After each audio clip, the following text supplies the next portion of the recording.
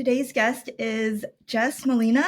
She is the mom of two toddlers. She's a wife, an engineer, and a life coach and feminine energy coach for high achieving women who desire a deeper connection with themselves in their own lives, their births, and their relationship. How I met Jess was through a coaching container that we were both in, a group coaching container.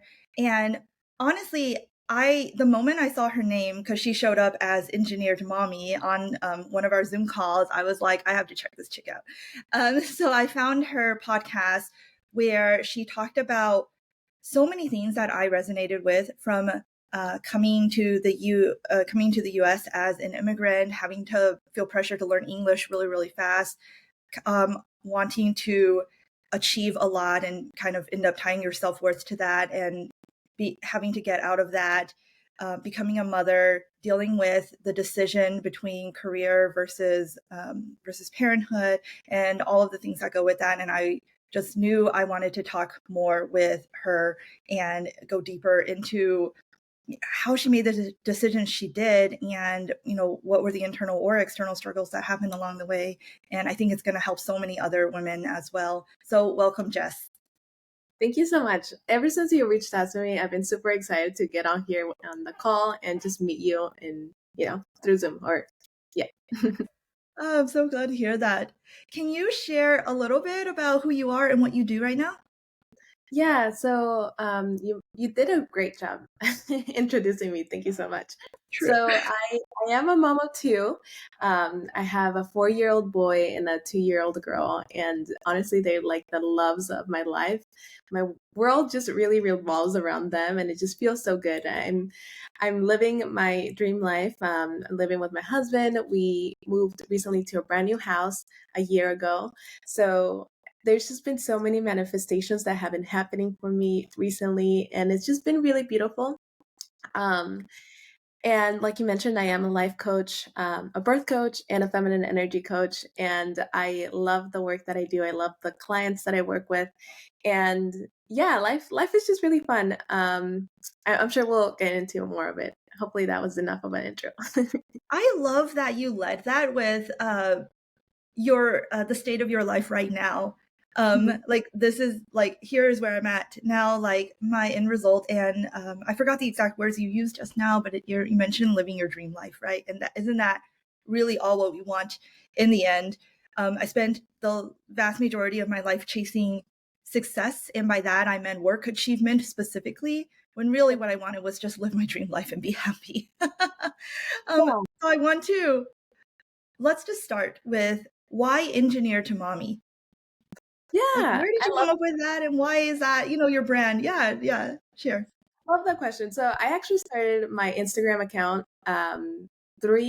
almost 4 years ago, when my son was about 6 months old. And the reason why I started it is because it was like 2020, like all that crazy stuff that was going on. And I really wanted a different outlet to get my mind off of things. So I started my Instagram, and I started sharing about how I was raising my child, Montessori, what I was feeding him. I was doing like child-led weaning and all of these things. And the reason why I decided to name it Engineer to Mommy is because these were the two identities that I really identified myself with. Engineer, like my whole life, I've been working really hard to be successful as an immigrant. My parents have always taught me that, education comes first so you can be successful. And that's just something that I really aligned myself with. And so, yeah, so like all of my childhood up until, college and everything was all about engineering, all about being successful. And so that was my first identity. And then I became a mom. And that, like, I started this, podcast saying like my kids are my life. And that was my second big identity. So I felt like when I became a mom, I was transitioning from that major identity of an engineer into motherhood. And that just seemed perfect. I love that. And it's interesting you use the word identities, because that can so shape our outlook on life. Did you always know you wanted to be an engineer? I when you were like deciding? when I was a child, I didn't know engineering was a thing Hmm. until I was like in high school, and my calculus teacher was an engineer, and he was explaining to us like what he did, what he studied. But I always knew that I wanted to be successful, and when I heard about engineering, that was like, oh, that's it. Got it. Yeah. And once you got into it, how did you feel in that field? Oh man. It was really difficult for me. So when I Mm, went into college, that was the first time in my educational career that I actually had to work hard. All elementary school, high school was super easy for me, straight A student. I felt like I didn't really have to study much. I didn't really have to work for it. It just came to me naturally. But then I started, like the harder classes, physics and all of my engineering courses, and that's when it really started to become really difficult. There were so many times that I wanted to quit. yeah. I just felt super out of place. I was the only woman in all of my classes. And again, I just had a really difficult time. I didn't know how to study because I didn't build that muscle throughout Mm, school. And yeah, so yeah, it was really difficult. yeah. But then, so what made you keep going? And until you, I think you ended up as a construction manager, right? Which is pretty Yeah. impressive. So what made you keep going and into that field despite it being so difficult at school? I think it's because I really identified myself with like this success, this engineer. I really loved how people admired me for being an engineer. Like, oh, you're an engineer, or you're gonna be an engineer. You're starting engineering. That always felt really good. It felt like the success that I was always craving. Um, because for most of my life, I've really gotten a lot of my self-worth from being successful, being a good student, being the top of the class. And engineering was just another form of getting that self-worth, that title. I completely understand what you mean. You're like speaking to my soul right now. Um, I had a similar experience where school was really easy for me up until college. It was like, and I thought, and I lived off of other people's praise, especially adults, as you know, Yeah. like teachers and parents and stuff, right? And when I got into university, so I studied computer science, and that was the first time I felt like it was really really hard, and I was raised with a never give up mentality, Mm. and actually, in fact, the harder something was, the more I wanted to overcome it to prove my worth, and so it was almost an addiction. Did you ever feel that like it was almost like a success addiction kind of thing? And Oh yeah. Oh yeah. yeah. And when I was in college and I was having such a hard time, I went into like this depression mode. Oh. Um, Mhm. like yeah, because I couldn't believe that I wasn't achieving what I thought I was gonna be able to do. And like I got my first C's in college. I failed my first class. Oh my gosh, like I just went into a downward spiral because of I wasn't the person that I thought I was. Mm. And and I also was very afraid of like what people were going to think about me, like, oh my gosh. But yeah, I totally agree with you. Like the never give up. That has been my mantra since a child. And so that's what kept me going. I'm like, I'm gonna do this no matter what. We're gonna get through it. Yeah, and I think that's a great mentality to have as well. As long as it is, but you know, in moderation, like tempered, right, with something else. It's like the never give up, but when it's taken to the in the wrong direction, where it's really not aligned with what you want to do, I think that's where people like us get in trouble. So I want to go into so okay, you went into engineering and somehow you made it through anyway and you got what a lot of people might consider to be their dream job, right? And then you had kids. Um tell me how did that change anything for you? You mentioned in some of the stories in your podcast about that and how it changed, I think, your priorities or what you valued. I may be getting that wrong, but go ahead and yeah, share from your perspective. Yeah, so I got into construction management, and then work became my number one priority. I was just spending my entire thinking time, energy on work and making sure that I was, doing a good job. And I love construction management. It's super fun. Um, then I had like a very deep desire to have kids. Like it was really physical. And I feel like not a lot of people talk about this, but like I like there was just like this deep want in my body and like my soul to want to have kids. And I actually had my son when I was 24. Mm. And to me, that felt really early because a lot of my peers weren't even getting married. Like they were still, focusing on their career and everything. And I felt a little bit of shame. Mm. Um, yeah, because Wow. Oh, yeah. I, Go ahead. I felt like the right thing to do, like looking at my peers, was to build up my career first and then have kids. And I was doing the opposite. Oh my And God. Yeah. yeah, Sorry, go on. so when I found out that we were pregnant, I didn't tell anyone until I think it was 6 months pregnant. And I had like a very tiny belly, so nobody could tell. The only person I told was my manager. I had a really good relationship with him. And he's like, yeah, whenever you want to let everybody else know, that's fine. So I told them, yeah, 3 months before I was gonna go on maternity leave, like everybody else, and it came to a surprise to everybody. But I, it's really crazy to me thinking back, like why I felt like I couldn't celebrate with my peers about my pregnancy because I felt that shame.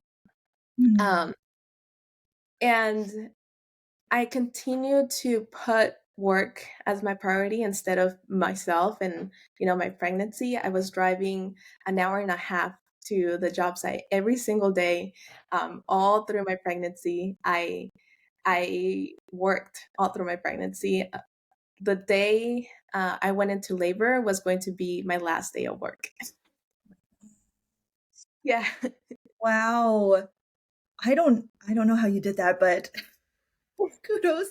I mean, I was working from home during my pregnancy, and I was thinking when people had to go into the office, how did like, people who are pregnant, how do they used to go into the office? Like, I feel like I can't do that.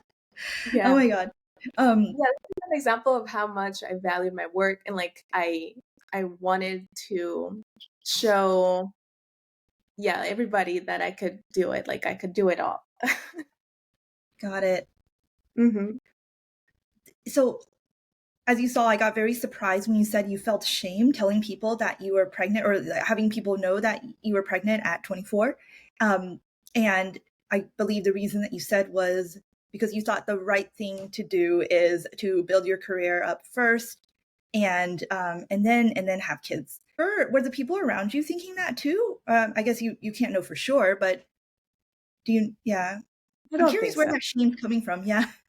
Yeah, I don't think so. I think it was just like a thing in my mind that I had. Like it was actually a plan that I had, Ah, that I was yeah. gonna build up my career and then buy the house, even get married, because we my husband and I weren't married. We were engaged, but we weren't married yet, when Mhm. we got pregnant. So I felt like this shame maybe because of the the rules that I had set for my own life. Yeah. Yeah. Yeah, that that does resonate with me. Jess, I don't know if this resonates with you. I really wanted to have kids when I was 25. I don't know why, but I always just thought 25 was the age in which I was going to have kids. That didn't happen. I had my first child at 33 because I ended up sticking into a boyfriend girlfriend relationship for 8 years with a person who didn't want any of that. so, um, but I wanted but the reason why I was okay, like I kept delay. I let myself delay it, even though I wanted to have kids in my mid 20s, was because I didn't feel like I've made it yet at work. And for me, I didn't have a time, I didn't have a plan for what even made it meant, Mm, which was probably one of my first mistakes, is that it never felt enough because I didn't know what enough was. But I had felt, I had thought that if I had kids, I would not be able to progress more in my career. And I need to prove myself in my career first, yep. before I have kids. There was just that I need to prove myself first, that I'm enough in this area of my life. Did you have that? Like this, I just need to Oh, prove myself kind of thing? yeah. Oh my It's God. not like I totally had to prove myself. Like because there was always this belief in the back of my mind that like I didn't really belong in engineering or I didn't really belong Mm, in construction management. Um, and so I wanted to prove it to myself mhm. and to other people too. And then it's also like that success, right? It's like um, for so long, I was getting so much of my worth from being successful at work, being successful in my studies, that it was hard to detach from myself from that and find success in motherhood as well. Yeah. Because if you're not successful as an engineer, then what are you? Right? Yeah, It's like our identity, like when you attach your identity to something, it's like if you shift your identity, that means you're like killing off a part of yourself that's been with you for so long. Oh my God. Yeah. Okay. Okay. So when you, so okay, you knew you wanted to have babies. Yeah. That deep biological urge, I think that happened for me around 30. It was like I wanted to have kids, but then around 30, that's when I was like, it's kids or nothing. It was, I was like, and that's when I finally uh, broke up, right, with my with the guy. And I just jumped into the dating world with like marriage in mind. I'm just like, yeah, I I love don't that. care if everybody thinks I'm crazy right now, because I had so many people be like, Lucy, take it slow, like don't be desperate, da da da, right? And I was like, okay, yes, I don't want to be desperate. However, I want kids, damn it. I was like, I want what I want. Let's do it. Let's find it. Let's find the guy who wants the same thing. Anyway, so I resonate with the uh kind of like the physical, just like the physical. I mean, it's a very primal kind of desire, right? It's something that you can't even For a logic reason. your way out of it. Yeah. Oh, I just said they call it baby fever for a reason. Yes. Oh yeah, that's right. There is a word for it. Yes, it is baby fever. Yeah. Um so when you transition to a full-time mom, I did you immediately did you immediately know, like, okay, I guess I should quit my job, or what was that process like where you realized that maybe this isn't for me? Oh, before we go on, I Yeah. want to throw a caveat to our listeners that when we say a job is not for me, or like this feels hard, it doesn't feel like it's for me, at least when I'm saying it, I don't mean that you don't have the capability of we don't have the capability of doing a certain job. I think some people, sorry, I'm projecting here, but I one of the reasons I had so much resistance was that I felt that if I admitted something a role might not be right for me, then that meant that I was never capable of doing that role. And there's a huge difference between the two. Anyway, sorry. So Yeah, on it's to the question. Yeah, when did you do? higher. Okay, so I love the caveat that you mentioned because I feel like I always have to put caveats too whenever I talk about my desire from being a stay-at-home mom or just being a mom, but it's really interesting. Anyways, so when you said how did you know that this was enough? Or I don't remember exactly what you said, but oh, okay, where do I want to start with this? So earlier this year, I found Mina Irfan, and her work has just changed my life. I found her in April, and I feel like she just slapped me straight. And I realized that I started to see exactly what was the priorities in my life. And the priorities in my life were my husband, the relationship that I wanted to build with my husband, and the relationship that I wanted to have with my kids. And most importantly, this sounds bad, but most importantly, the relationship that I wanted to have with myself. And when I started listening to Mina Arfan talk about how, um, okay, this is also going to sound bad, but like men bring the money and women bring the honey, that like sit with me in so many different levels. I was working my butt off at work, and it was a lot. I my last project was a $75 million project, and I was in charge of the MEP, so the mechanical, electrical, and plumbing scopes of work. And these scopes of work are like very in depth, and there's just so much accountability. And again, I'm not saying that women can't be accountable. Women, we can definitely be accountable. We've proved that, right? But this accountability, it weighs down on us, or it weighed down on me a lot. And I when I came home from work, like at 6:30, I still had to, take care of my husband, take care of the kids, and it was just too much. It was just so much. I couldn't be the honey. Mhm. I couldn't be the honey that I wanted to be for my family. And then the other thing that helped with this transition as well is that the beginning of the year I got a promotion, and that promotion helped me get into an income that was had always been my dream. So um, I felt like I made it. Yeah. So the two combined, finding Mina's work and also feeling like this success of like, I did this, like I'm a badass. Um, those two things helped me finally quit my job.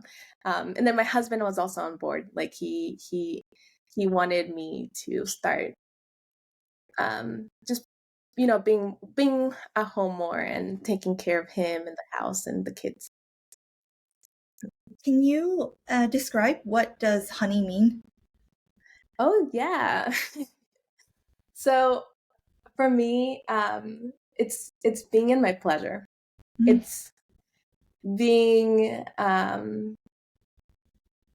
it's being in flow, and like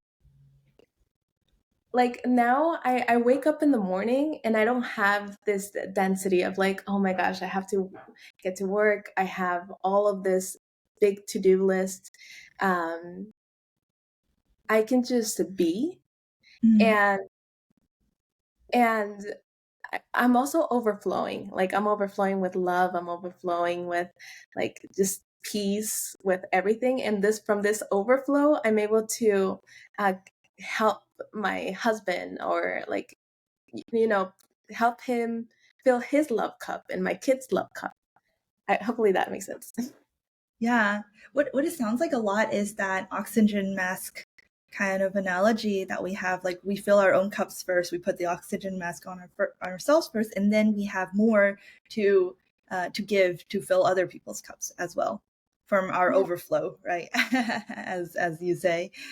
Um, did you have any internal or external resistance when you made that decision? It sounded like your husband was fully supportive of it, so that's great. That was external support. Yeah, what were some of the resistances that maybe you felt or met with? So in quitting my job, the first one was the accountability piece. So I felt like a bad person for quitting in the middle of the job. I I was worried about what my coworkers were going to think, and and then I also knew there was going to be some resistance from my family, like my mom and like other people in my family, about me quitting. So it was mostly about what other people were going to think. And how did they take it when they found out? I didn't tell them until after I quit. It was a decision that was made. Like, oh yeah, I'm not gonna quit anymore, so I don't need you to take care of the kids anymore. Thank you. um, they Yeah. were really shocked. They were really shocked.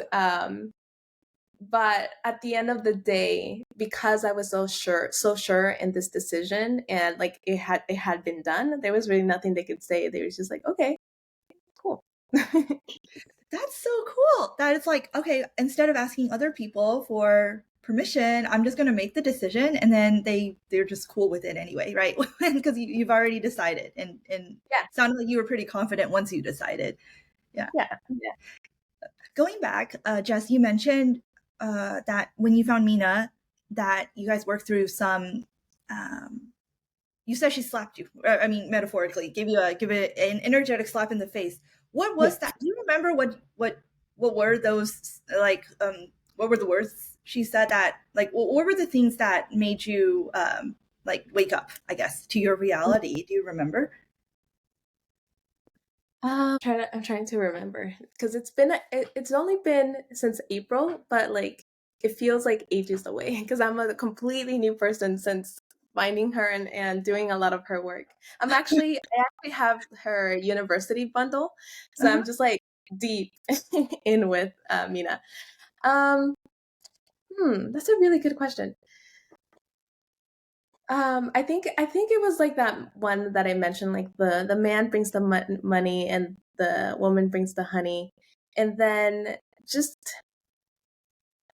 I think I needed a lot of validation for that. Like I feel like we live in a society where it's 50-50 for everything, men and women. And when she said like it's not really 50-50, like women bring so much of the intangibles to the table that like you can't quantify it. And it's a like, yeah, go ahead. Sorry, no, you go ahead. I was just gonna say like it gets really heated when you talk about it, right? Because whenever you talk about it in like men here or even women when they're in the masculine, I feel like it hits more of like the brain, like the mental plane more than the energetic plane. Yes, and okay, I'm gonna riff a little bit. I have no idea what's gonna come out of me. But you hit something, and I'm like, okay, I gotta riff now. What I noticed is that we both of us, I think, kept saying things like, okay, this is gonna sound bad, and just caveat, I don't mean this, I mean that. And I'm just thinking, why do I keep doing that? And I was like, why am I so afraid to say what I really think? And I think it's because of what you said about this fear that society doesn't, it's gonna, I mean, we're gonna look bad, right? If we say it this way. So yeah, I journaled on this a lot. I journaled on this a lot because at some point in my life, I think it was after I broke up with my previous with my boyfriend of 8 years, where I definitely like in the masculine feminine polarity paradigm, I definitely held the masculine in that relationship, and and he held the feminine, and that was mainly my fault. Like I like forced us to be in those roles because I was so afraid of seeing as not valuable if I didn't produce and provide and contribute. Anyway, whole separate story. Um, so when I journaled on it, and I realized there was this desire when I wanted to have kids. There was also this desire to just relax a little bit more and not be the alpha in a relationship. And then I had a journal on why do I feel like that's a bad thing? And that came out of feeling like if I'm not a provider in my own right, then I have no value in the relationship. And that goes back to what you said about how the feminine role in a relationship is they provide the intangibles. When I was journaling, what came up for me was that uh, I think you said men bring the honey, women bring money. Men bring the money, women bring the honey. And to me, money, because I was like, well, I don't want to not make money. I don't want to be fully dependent on somebody else. Like, what if something happens to them? Like, what's going to happen to? And I'm like, okay, that's not what it means literally to be a provider. It's not about the money, right? It's about the the energy of providing that security. And translated, if I had to translate it into practical terms, it is, to me, it means that he provides a lot of the structural, logistical, physical safety needs, and I provide so I'm also a provider, but I provide the internal, the emotional safety needs, the culture of our family, the like the psychological fulfillment part of it, which, holy hell, that is so important. I mean, I don't know about you, but when I think to how long I had to do, how much inner work I had to do to get myself to where I am right now, and I still have a lot more. I have so many limiting beliefs I still need to work through. I'm like, I don't know if I'm going to spend my entire life doing this. And it's like, if I could raise kids to, like, my kids to have to do, like, even like a small percentage less than what I had to do, I'm like, I am saving them so much time and energy. And I'm like, this is really important work. The inner psychological, emotional, intangible side of things. Uh, what are your thoughts on that? And I think that's what made me be like, oh my God, this role is not nothing. And also it has monetary value, as we'll get into you as well, because, Jess did not, uh, you do have a business, right? So anyway, you're quote full-time mom, but you have a business, right? So anyway, it's like, it has nothing to do with money at the end of the day, really. What are your thoughts on that? I've never shared this perspective before. No, I love that. I absolutely love it. And I 100% agree. My kids are so much like brighter and just healthier kids because I'm home with them and I'm not like being this monster mom that is always thinking about, okay, what's the next thing that we have to do? Um, and like you said, like there's a lot of safety, emotional, psychological safety that we bring in. And um what comes up for me is like the mother is the sun of a home, right? Everybody Mhm. revolves around the mother. And if the mother's light is not turned on, then there's no light in the home. I love And that imagery. Yeah. so like light and warmth and because that's how I see my mother in like growing up. If my mom was not happy, we were all not happy. Oh no. Like we would walk into the room and we could sense what my mom's mood was, and that's exactly, and we would know exactly what we needed to do to like, you know, help my Yeah. mom out, feel better. That's a lot of So power, actually, to have. so like there is just so much that we contribute, and I think you verbalized that so perfectly. Just had to be.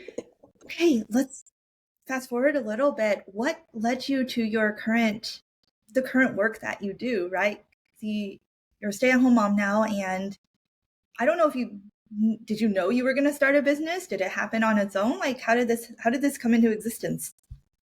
So I had my second baby and I had the birth of my dreams with her. It was absolutely beautiful. We had a birth at a home birth. I'm sorry, not a home birth, at a birth center, and we had her in the water tub, and it was just perfect. It was just everything that I wanted, and that experience with her made me want to own other parts of my life.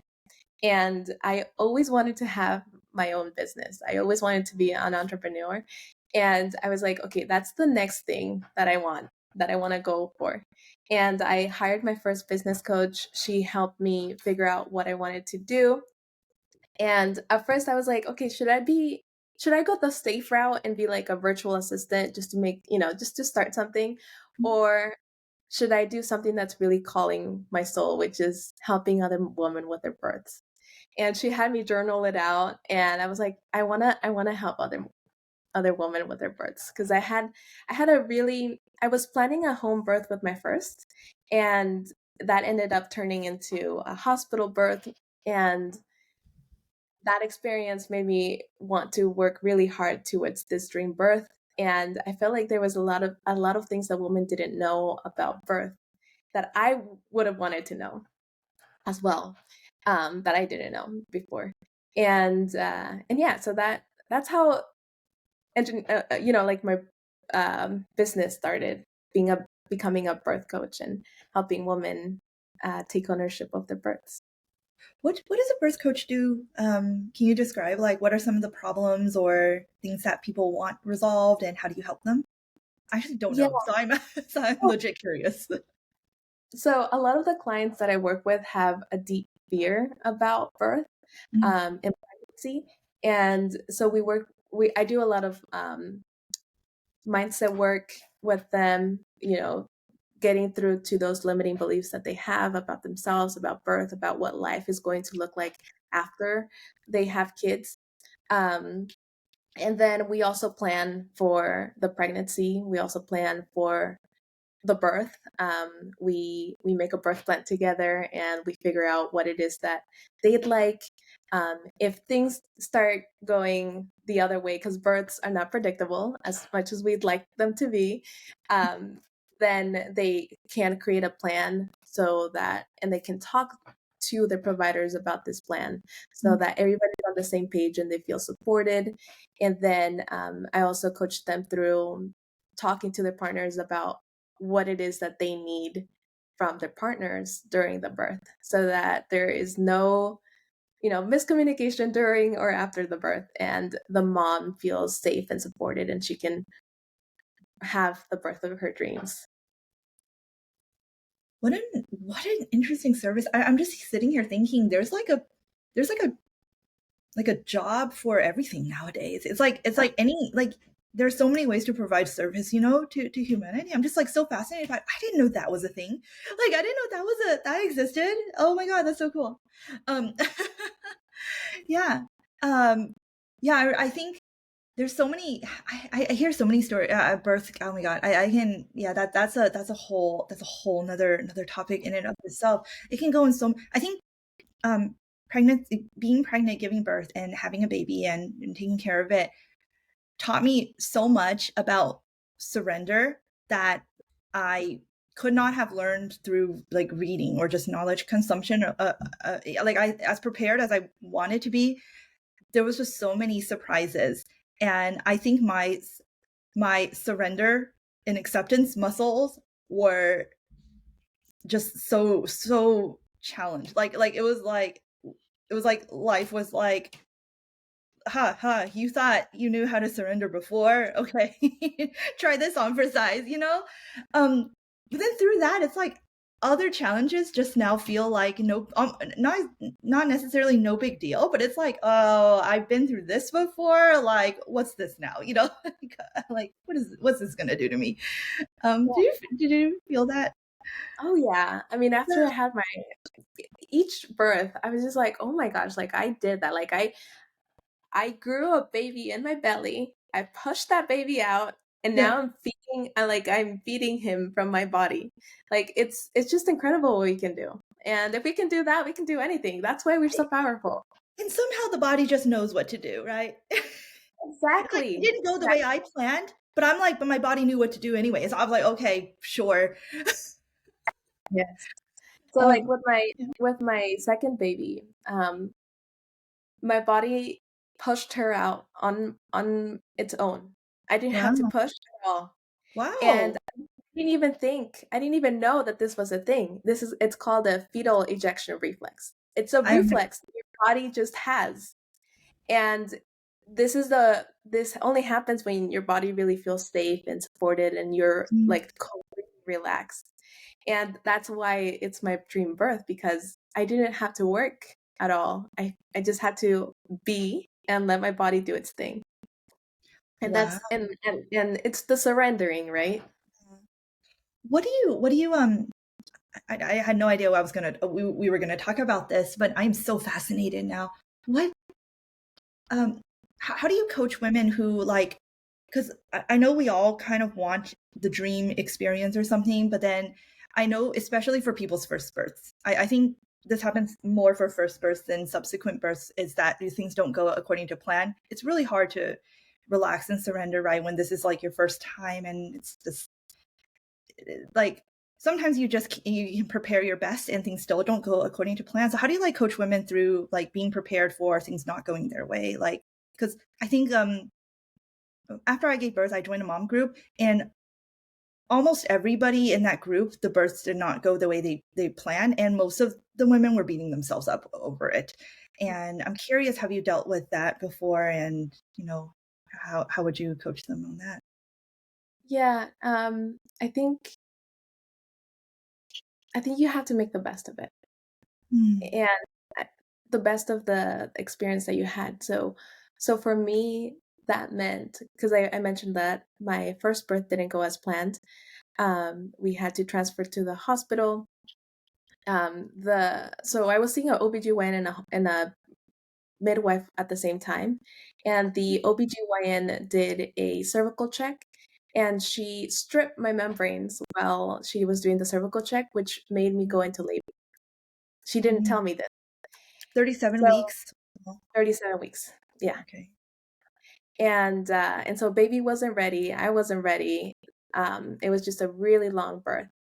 And I could have beaten myself up for it. I could have, but instead, I used that energy to create the birth of my dreams for my second baby. I like just threw everything into it. I went to see an acupuncturist, a chiropractor. I mean, I had like the whole team. My husband was reading books with me. Like we were doing everything. And Wow.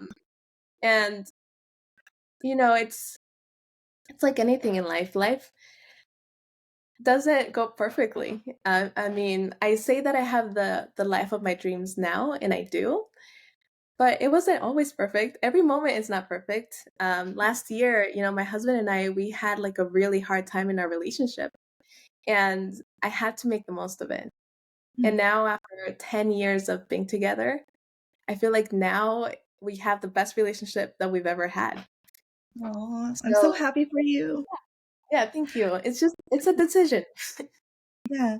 And one thing I wanted to point out as you were talking, I was like, we talk about earlier we were talking about feminine energy and how and one of the things that um we kept saying like this is going to sound bad or whatever, and one of the things I was thinking of when I first heard about feminine energy, and people keep referring to it as being energy, whereas the masculine is the doing energy, and I was like, well, I don't want to not do anything and not go after what I want. And the way you were describing, like, okay, let's your second birth, like, okay, I'm going to take the energy from the first birth and channel it into the second birth, and let's see what happens. And I'm like, yeah, this is a woman taking action while still in her like flowing, being kind of energy. And it's like, it doesn't mean that you're not going after what you want. It's actually quite the opposite. Like, at least from my experience, when I let myself, I can't always get myself there. When I let myself be in the flow though, I quote, do so much more. And it feels 10 times easier.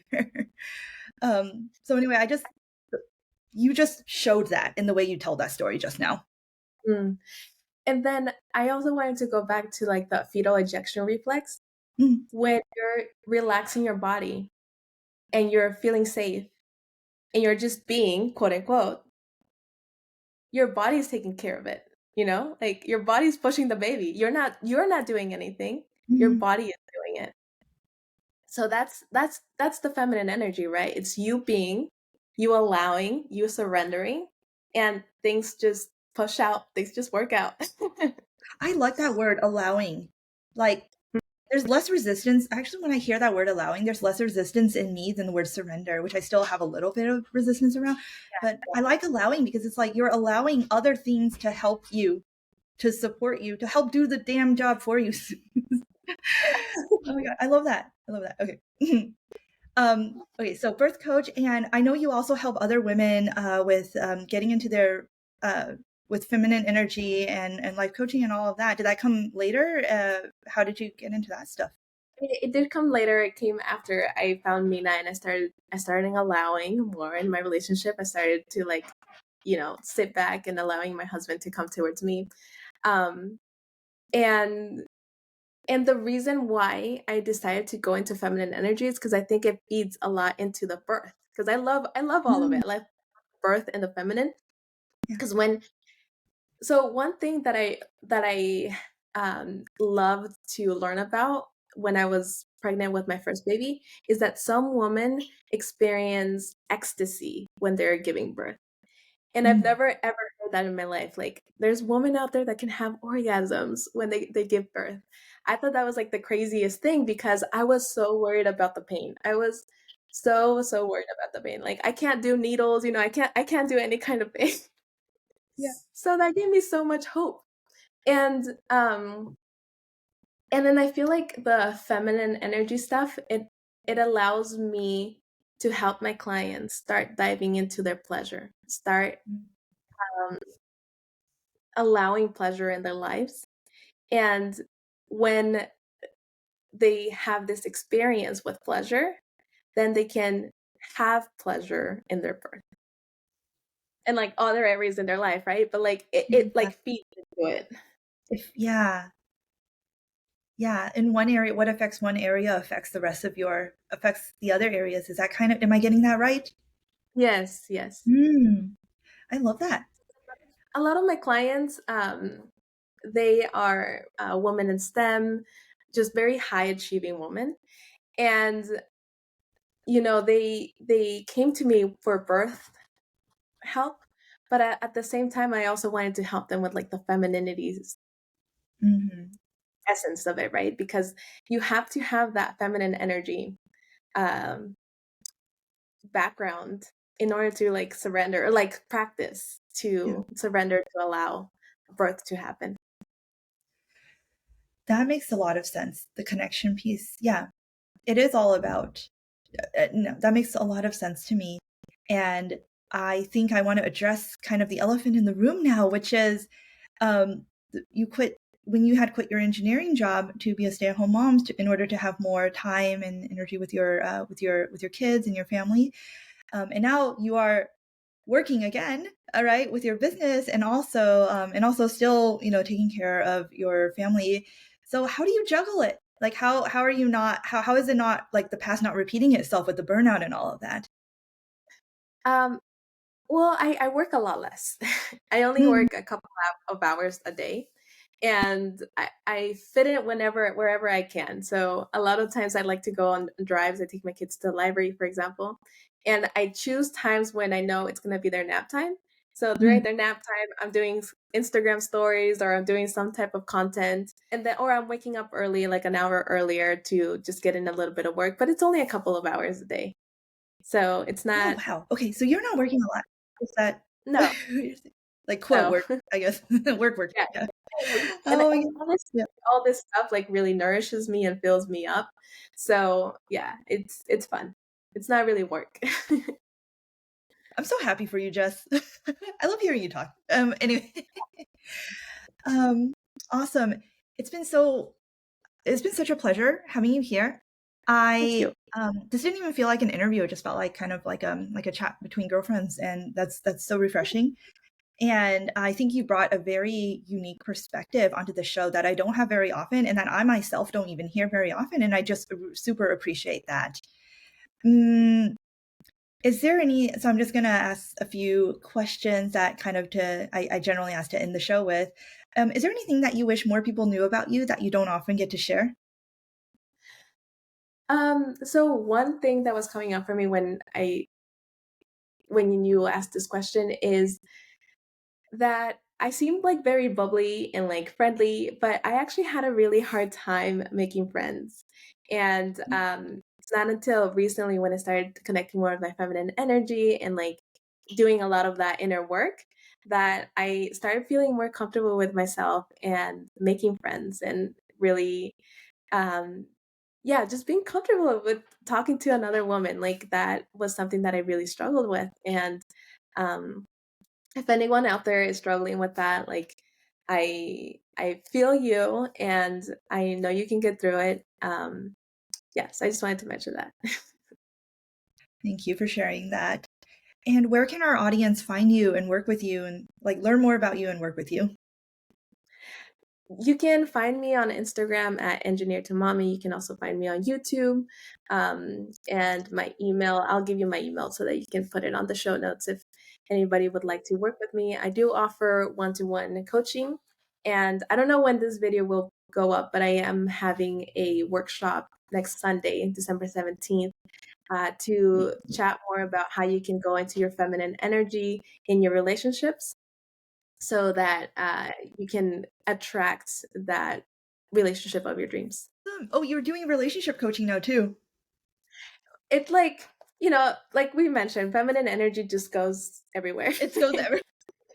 It's You're right. to all parts of your life. That okay, awesome. And I will include Jess's contact info and links to all that stuff and in the show notes below. All right. Thank you, Jess. Again, it's been a pleasure having you, and I hope you have a lovely rest of the day. Thank you so much for having me.